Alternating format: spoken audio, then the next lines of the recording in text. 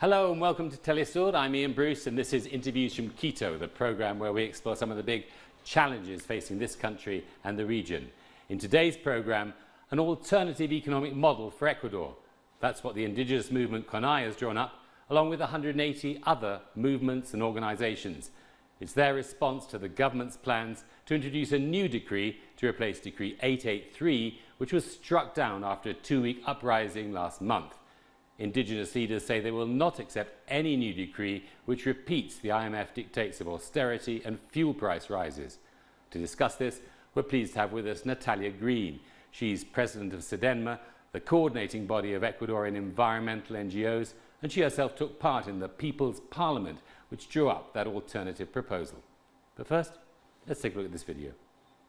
Ecuador's main indigenous organization, CONAIE, has delivered its proposal for a new economic and social model for the country. The proposal was handed to representatives of the United Nations and the Ecuadorian Bishops' Conference, who have been acting as mediators with the government. For a week, more than 180 organizations met to debate and draw up the new alternative plan. This came after talks with the government over a new decree to replace the one defeated by the protests failed to get off the ground. Thank you very much for your time, Natalia. Let's start with the context. How did this initiative for proposal for an alternative model of development, how did it come about? Well, I think it's very interesting what's going on. That is that CONAIE, after all the manifestations that happened in early October, decided not to carry on the weight of just proposing something new to the government, an alternative to the decree by themselves.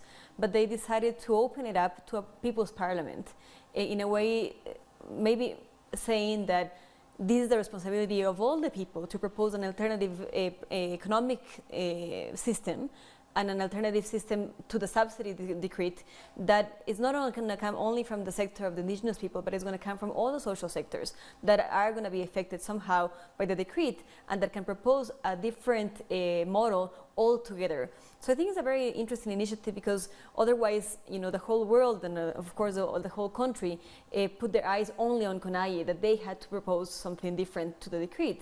And they say this is not our responsibility, is the people's responsibility, and we're opening up a space of dialogue, which I think is very interesting. But this was after, you know, initially there were meant to be talks between the government and CONAIE and the other indigenous movements, and they really never got off the ground.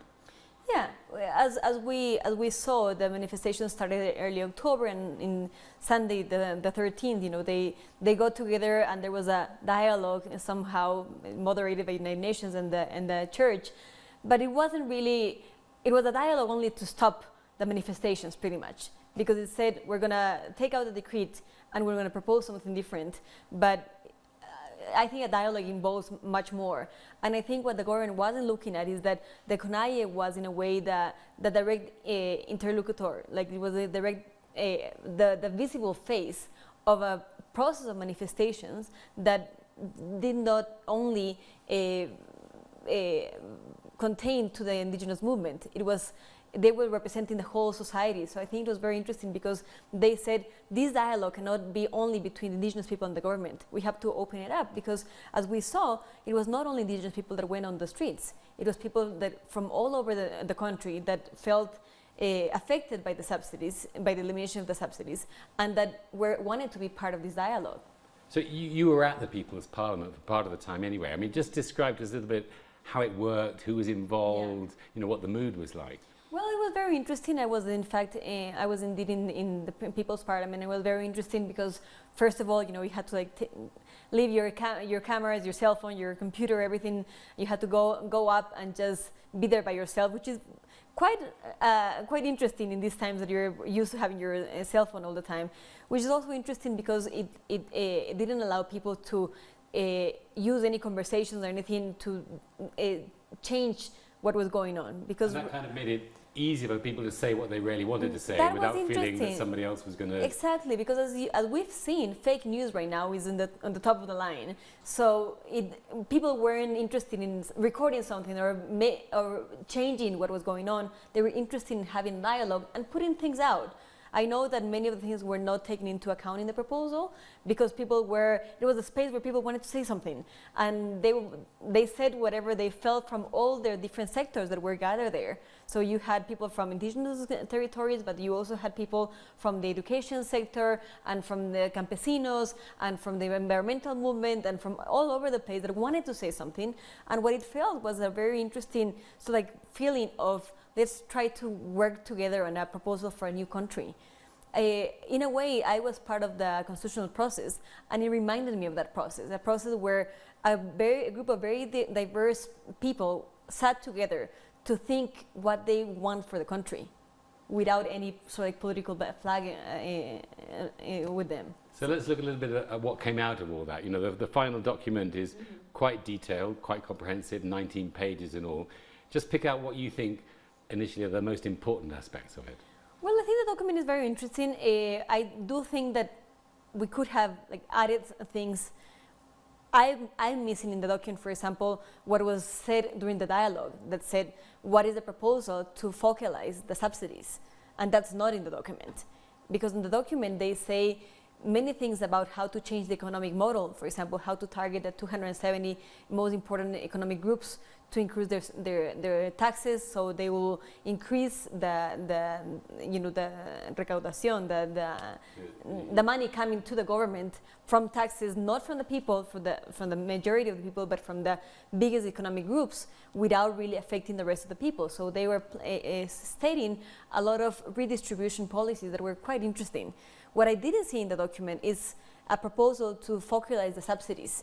That was what supposedly had to come after the dialogue as well. I think that was one of the points of difference, I think, wasn't it? Yeah. I mean, some people wanted to have a proposal about how to focus the subsidies, and some people said, no, the subsidies must stay until there's another model. Exactly, and that was actually part of the conversation. I don't think there was I don't think there was an agreement between all the people that were part of this people's space about what to do with the subsidies. Some thought that should go away in a period of time when the country was more prepared. I think there was an agreement that it was done the wrong way, in the sense that it shouldn't have been done because it was imposed by the IMF. I think that was, everybody agreed on that. But some people wanted to get rid of them, some people wanted them to stay. But I think that what was interesting is that the document sees other ways of getting a budget, that is what the government needs, getting money for the economy, because we know that the economy of Ecuador is in a crisis. But what's interesting as well is that there is not only a proposal to how to gather more money for the state, that is very alternative, very different from what was stated before, but is a model of development that is quite interesting. There are, for example, from my part, or from my interest in the environment, they're talking all the time about the post-extractivism model, getting away from oil mining and mining, big-scale mining, and turning into alternative energies, and turning into a model of a local economy, about ecotourism, about alternative energy. So what I think is very interesting is that they are stating that what they want is not only a dialogue about how to bring money into the state, is how do we bring money into the state, making sure that the people are really targeted, that the people are really benefited by this recollection of money, and that the model itself changes. Because what I was a bit surprised is that during the dialogue and during the manifestations, they were only talking about the decree, when the indigenous movement has a whole agenda that wasn't present in the dialogue. I want to get into that in more detail, but just specifically on the subsidies again. When President Moreno introduced the Decree 883, removing the fuel subsidies, one of the ways the government tried to justify it was in terms of environmental concerns. I mean, did they have a point? Well, I'm coming from the environmental sector, as you know, and what we manifested as CEDENMA, for example, was not necessarily for example, I study climate change, and I work with mitigation, adaptation of climate change, and I feel, and I do think that we have to get rid of subsidies. I think that the way of doing it wasn't the right way. We could have done it many ways. I don't think it is the only way to do it, because if you see the whole chain, there are a lot of subsidies that you don't see. There's a subsidy for oil, but you have a lot of subsidies for oil companies and the whole process and the whole chain behind the fossil fuels that needs to get rid of, so we can know what's the real price. I think when consumers know the real price of oil, they will of course limit their consumption, and that will be a support for the environment. So I believe that we have to get rid of fossil fuels, and that was the statement that we had with CEDENMA, to be very cautious about the idea that we need to get rid of subsidies for fossil fuels, because we need to stop using fossil fuels in the long run. In the short run, actually. But, I mean, the document puts it in that sense, doesn't it? I mean, it says, the issue isn't subsidies now. The issue is a whole model of production based on fossil fuels. And what the government said is that they said it was for environmental issues, and in the environment, in the true sense, you can have you can diminish a little bit of the consumption of fossil fuels with the elimination of subsidies, but it's not going to make a big difference. Keeping fossil fuels underground, for example, will make a big difference. So I'm not saying this doesn't have an environmental background, but it was obvious that their intention wasn't environmental, it was economic. So, and part of the deal with the IMF. And it was part of the deal with the IMF. So it wasn't consulted with indigenous people, it wasn't consulted with the environmental sector, it was an economic imposition. Exactly. I mean, the document starts off with a diagnosis of the economic situation in Ecuador, and it's very critical of the policies which that deal with the IMF entails. Can you just describe a bit the criticisms of that model? Sure. What I think is interesting is that they start saying that the process and everything are based on on the constitution and the right to resistance. I think that's very important, because some people are saying that the indigenous people have to pay and shouldn't have done what they did and everything, and our constitution says that there's a right to resistance. So I think that that's very interesting that it's stated there. What's also stated there is that there are many laws. For example, the law of productive fomento productivo, of productive promoting production, was one of the causes. I think, and one of the critics that I have heard is that they are not going, that the document itself doesn't criticize what happened before. So it's not criticizing enough what happened during the Korea time, where a lot of the crisis started. So that's one of the critics that I've heard, is that analysis of the context should have gone back to the time of Korea to know how the money was misused in many ways, and what happened during the time that led us to the crisis that we have right now. That is not only the fault of President Moreno, but is also the fault, of course, of the 10 years of President Correa. That was a critic that I have heard, and I think that the document could have included a bit more of how we got to this crisis. But what's interesting is that they say that many of these of the model of the laws that have come have not really solved the problem, and that we need to go much deeper into the system, and we need to change more of the structure that creates inequality, other than just some little laws. I mean, when it starts talking about the alternative, it starts talking about the need for a plurinational vision of the economy, and it talks about changing the relationship between society, nature and production. What does that mean? Well, that's very interesting, because as you know, our constitution recognizes that we are a plurinational state, but we haven't done enough to get into and to become a plurinational state.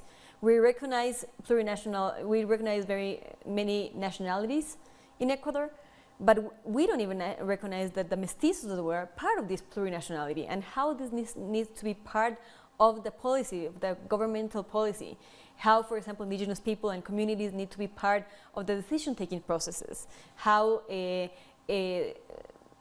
different sovereignties, like food sovereignty, needs to be involved more into the Ecuador's policies. How, for example, the communitarian economy needs to be part of this. How the credits for the indigenous people have to be part of this. How the involvement and the participation of indigenous people and communities in not only the decision process, but also as part of government officials and as part of the state and as part of the bank, because they are also talking about the bank and how the bank needs to be a plurinational bank, so the private banks that will not take all the money.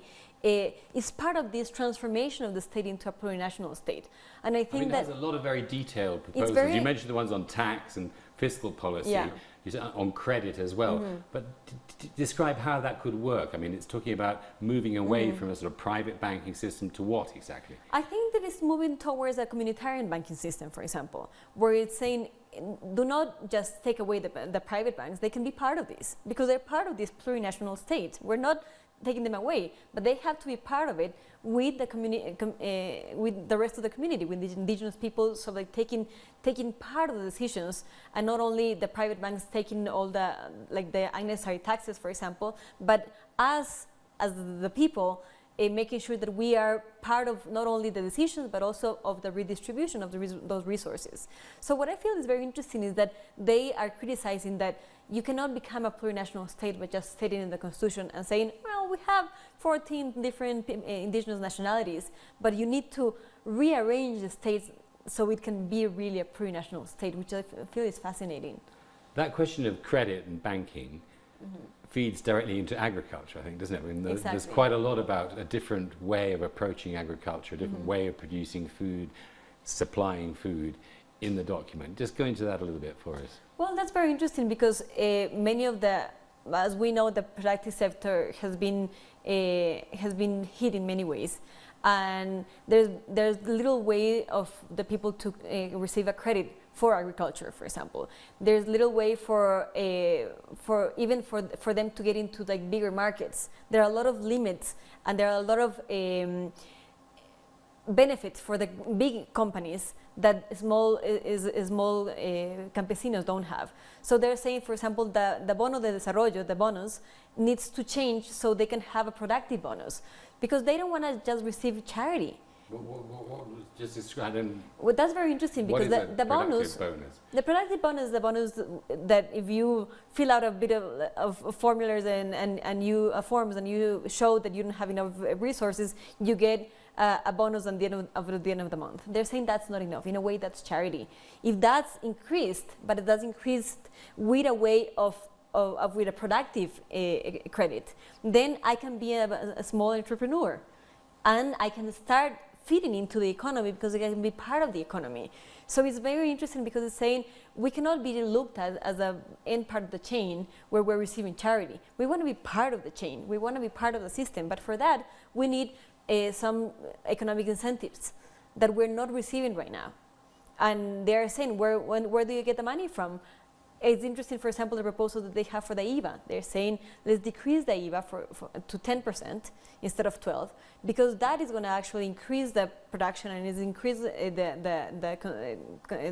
consumerism, and you're actually going to recover more money because people are going to be buying more, and that's going to benefit us. So a lower rate of VAT actually means more income. Yeah.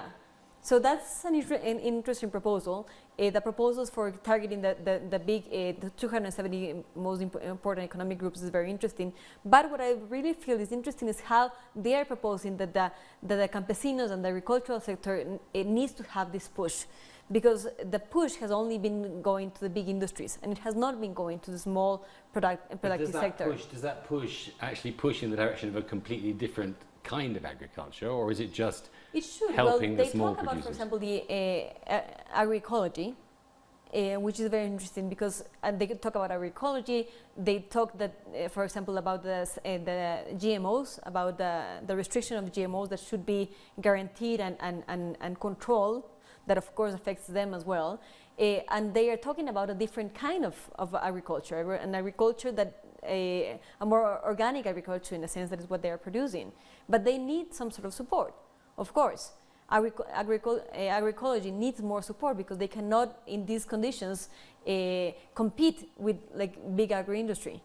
So I feel that's very interesting. They're talking even about, when they talk about renewable energies, They're talking about geothermal, solar energy, but they're also talking about hydroelectric plants, which is a model of an economy-based system. So I mean, both of those things point towards an economy which moves away from large-scale industries, Exactly. not necessarily completely, but and towards it's not a lot more local, small, exactly. It's not saying eliminate the big circuits ones. of production and consumption. Exactly. But it's saying let's bring a little bit of what these guys are earning towards a big sector of the economy that is a communitarian economy with different principles that they're also stating, which can of course support the economy of the country, but can get us to produce. So what they're saying, they're not just opening their hands and saying we need money. They're saying help us produce that. We want to be producers. We want to be part of this system. But with the system that is right now happening is a system that is only benefiting the agro-industry, that is only benefiting the big banks, that is only benefiting the big export system. And we want to be part of it, but allow us, in a sense. So that's what I find is fascinating. I mean, as far as I know, the government hasn't really responded to this proposal yet. I mean, will it respond? How will it respond? Well, it hasn't responded directly, officially, I mean. It has responded in the sense that what I saw was that they said that it's not what they expected, for sure, and it's not that in a way they're violating the agreement of the dialogue, because the agreement of the dialogue was, and remember that they wanted to even write a new decree that same night. It was how do we do a different decree with focalized subsidies. That was pretty much what they wanted to do. But CONAIE made very clear that it wouldn't accept another decree that basically did the same thing as Exactly. 883. That's what I thought it was surprising that it doesn't have a proposal for the focalized subsidies. It has a proposal for the country. So the government says it's not what we agreed upon. But I feel that if the government is right, they should see this as an opportunity of a bigger dialogue. Because remember that when President Lenín Moreno came into the government, he said, I'm open to dialogue. And he spent pretty much 2 years in a dialogue that didn't go anywhere, especially with indigenous people and community and small communities. It didn't go anywhere. It didn't really change anything. So I think that all of that came, added up, and summed up towards the protests of October.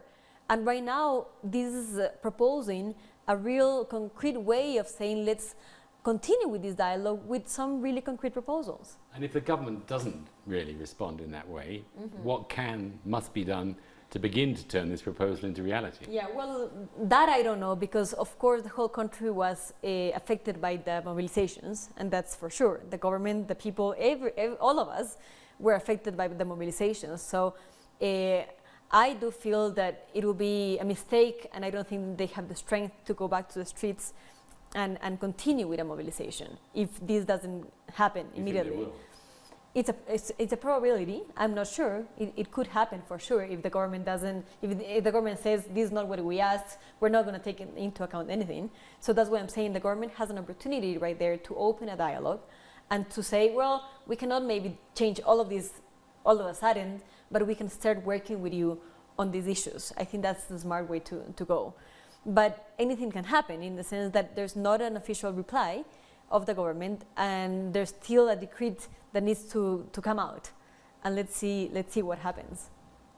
Thank you very much. We're out of time anyway, Natalia. Thank you very much for your time. We've been talking to Natalia Greene, leading environmentalist here in Ecuador, about the alternative economic model proposed by the People's Parliament following last month's uprising against an IMF austerity package. Thank you for watching Interviews from Quito. I'm Ian Bruce. Until next time.